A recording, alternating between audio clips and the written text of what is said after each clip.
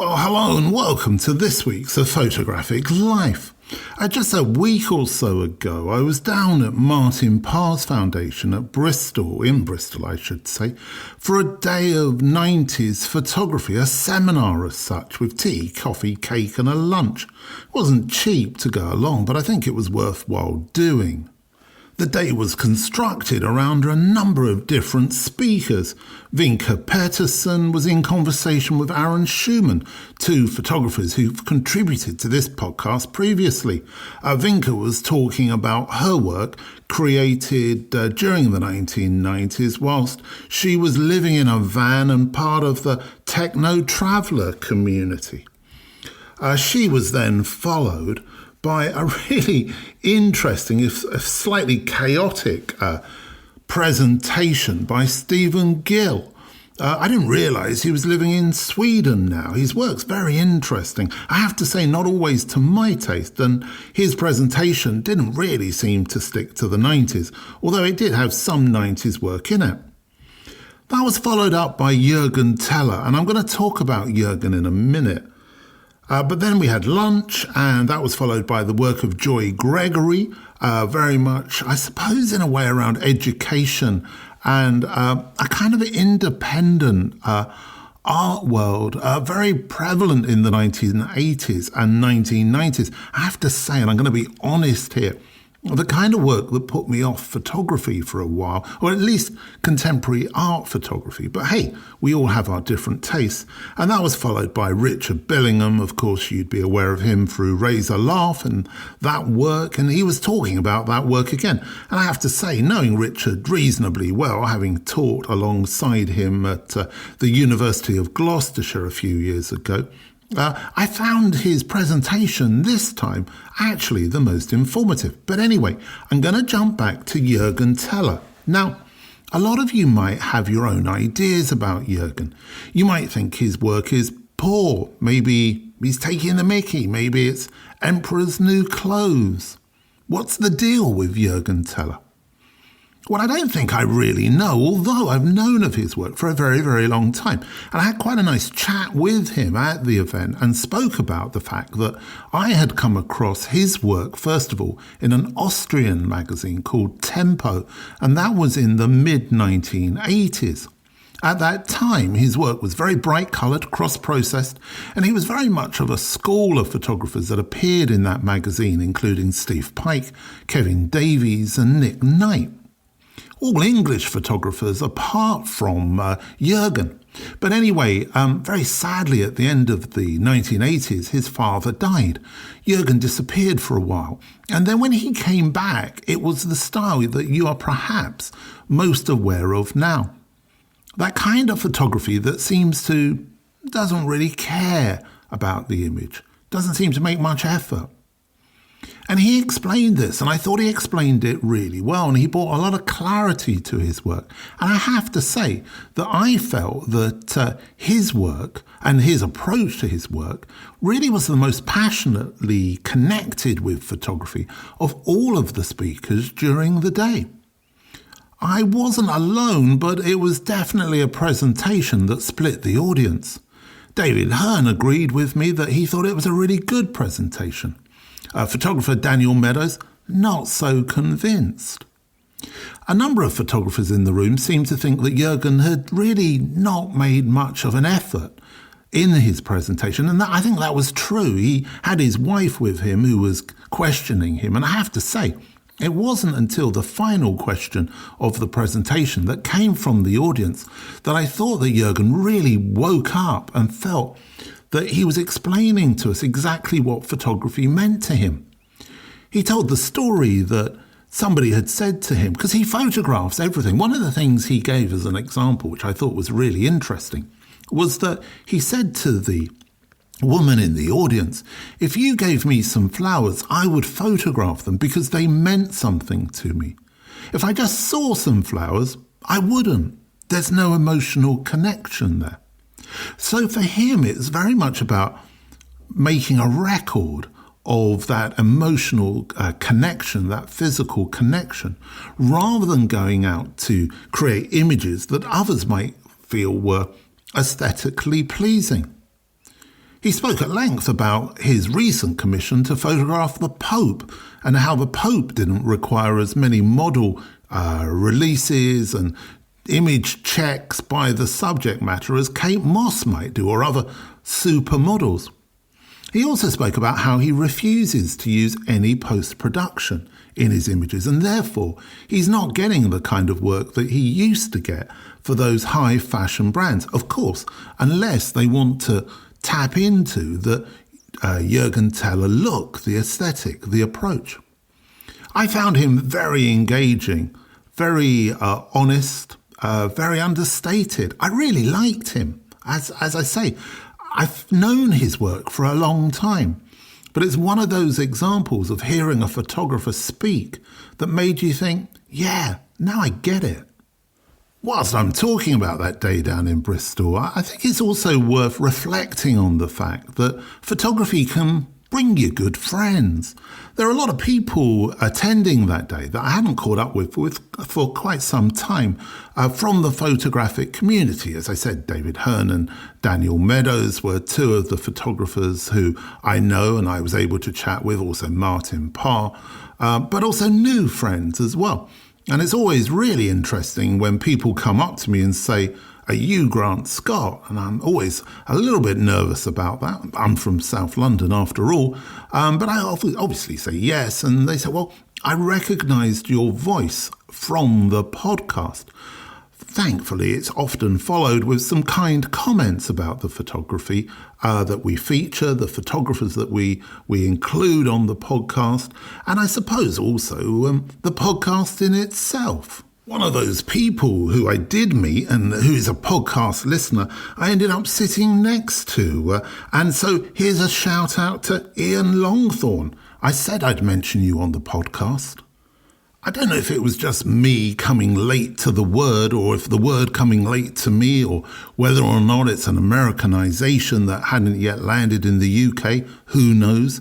But when I first saw the word goat, I didn't really know what that meant. And I saw it in reference to Muhammad Ali and a huge book that was created, along with that whole series of books. I think books that were done. I think there was a Helmut Newton, an Ali, and I think there might have been a Bailey as well.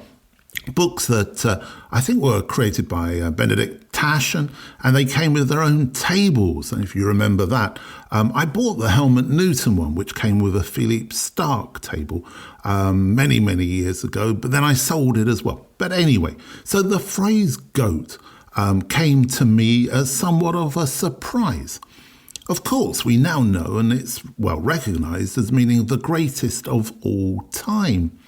And I was thinking about this recently because part of the process of moving house and moving studios and rebuilding my studio, which I'm in the process of doing literally as we speak, was going through all those books and kind of restacking them, reordering and working out which ones I really need to keep and which ones I really return to again and again. And it made me think of the greatest of all time photographer. Contentious, I know, but I think that the person I'm going to settle on is Irving Penn. And I think I've been in that camp for a long, long time. The book, which to me is absolutely essential and I really kind of couldn't live without photographically, is his book Passage. It's beautiful, it's printed beautifully, and it contains a really good curation of all aspects of his work. If you can't afford a Passage, because I think now it might be very expensive, you could always look out for his other book, Notebook at Random, which I also recommend. It's the one I usually turn to after I've looked through Passage. Now, Penn, where do you begin? The portrait work, the use of the corner as a portrait space, that idea of playing with the idea of space, the still life work, the food, the cigarette butts, the flowers, the fashion, the graphic portraiture. For me, there is no one who has done all of that as well as he has done. And his influence is so strong, particularly with his food work and his flowers and so forth. I see those being replicated again and again and again. He was kind of an interesting character. I've heard a few stories from people I know who met him and actually worked with him. They describe him as being fastidious, a technical photographer, a photographer who wanted to do things the right way. I know that he would change out of his ordinary clothes into a boiler suit to make his photography. That idea of going to work. I think maybe there's a kind of a Protestant ethic there, that hard-working nature to everything he did. One of the projects which is least known is his portraits of larger ladies' nudes, which he made, I think, in the 1940s, early 1950s. You'd have to check up on that. But that's a body of work way ahead of its time. And I suppose really for Penn, a direct kind of response to the sort of thin fashion model that he was photographing again and again and again. So I suppose at this point, I should put it out to you. Who's the GOAT as far as you're concerned in photography? No photographer joining us this week, as we're not going to do that anymore with photographers telling us what photography means to them. But over that period of time, I've certainly made a lot of good friends who have contributed to the podcast. And as I previously mentioned, I met up with a few of them at the recent Martin Parr 90s Photography Day. A few of the people I met up with there are also involved in putting on festivals, printing publications, publishing magazines around photography. You know, that real sense of independent photographic community. One of the discussions we were having was about the importance of friends, the importance of having people to support what we're doing. Because in essence, I think that's what a friend is within the photographic community, specifically within the independent sector. What I mean by independent are people who are doing stuff without payment. A bit like me, I suppose, really. I'm not getting paid to do this podcast. I just enjoy it. The problem is that it's really easy to burn out. And I've spoken to a few people recently who've had YouTube channels who have burnt out, who's got to the point where they feel that they just can't go on anymore. They just can't keep doing it. I think as photographers, we might sometimes feel like that as well.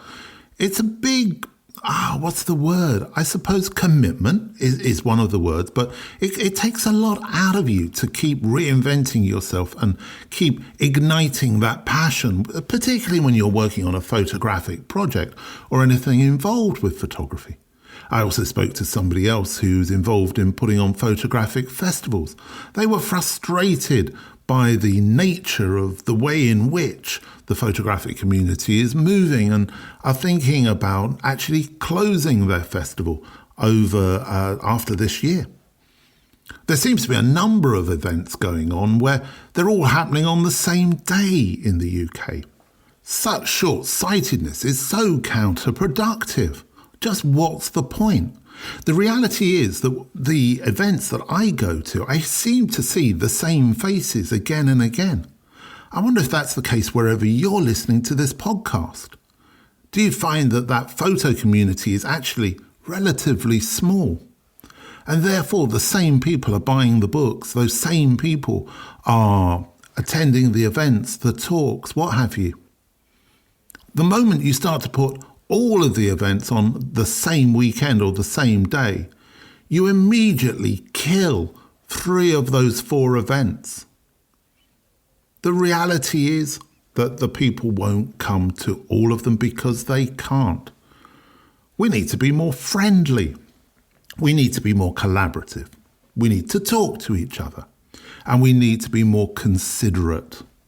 I think these are key factors for whatever area of life we're involved in. But it's definitely the case that in the photo community, it's really good to have friends and it's good to be friendly. If you engage with social media, and particularly on Threads, it would seem, it's very difficult to avoid the camera brand loyalty club. Photographers who seem to be obsessed with the the particular manufacturer of the camera they use most, and boy are they defensive. It seems to me that the Fuji fans are without doubt the most vociferous and the most continual in their posting about latest softwares, firmwares, updates, models, love for all models and everything else. I'm old enough to remember that it was pretty much only Nikon as a 35mm camera. Some people might have used a Canon occasionally pre-digital. And of course that warhorse of photography, the Pentax, which so many young photographers used as students, maybe the occasional Russian heavy-duty camera as well. But there wasn't that kind of brand loyalty. If you're going to use medium format, you probably used a Hasselblad. You might have used a Rolleiflex, maybe a Bronica if you couldn't afford the Hasselblad. But you used what you could use because you recognised it was a tool. Now there seems to be a hatred for anybody who uses a Leica because that's just seen as a fashion lifestyle accessory. But the Fuji guys are strong. I don't see very much coming up about any of the other models, I should say, or manufacturers. You know, very few people seem to be going, yeah, I'm part of the Canon crew or the Nikon team. It's all Fuji, Fuji, Fuji. Now, I mentioned this, and of course I was attacked by the Fuji people. Not the actual company, of course, but the people who buy their cameras. So, camera brand loyalty, what's that all about? I hope you've enjoyed this episode, a free-flowing, riffing episode, and we're going to be doing these twice a month. The first week of every month, I'll be here with Bill, and we'll be talking with the conversation as we always do. In the third week of each month, I'll be here with Fiona Hayes, and we'll be having a conversation about stuff she's seen, new exhibitions, new trends in photography. I think that's going to be really exciting and interesting. And then in the fourth week, I'll be back on my own with the microphone, just going with whatever I think could be of interest to you and throwing things out to you. If you've enjoyed this podcast, this episode, then do please like and subscribe. That would be great. Really helps us out. You can probably tell my voice is a little strained at the minute. I think it's all the toxic fumes from the amount of paint I've been throwing onto the walls rapidly to try and get the house we bought with the word potential attached to it looking a little bit more like a house that we want to live in as a family. Anyway, despite all of that, over the next week or so, I'm definitely going to take care. And I'm sure you are too.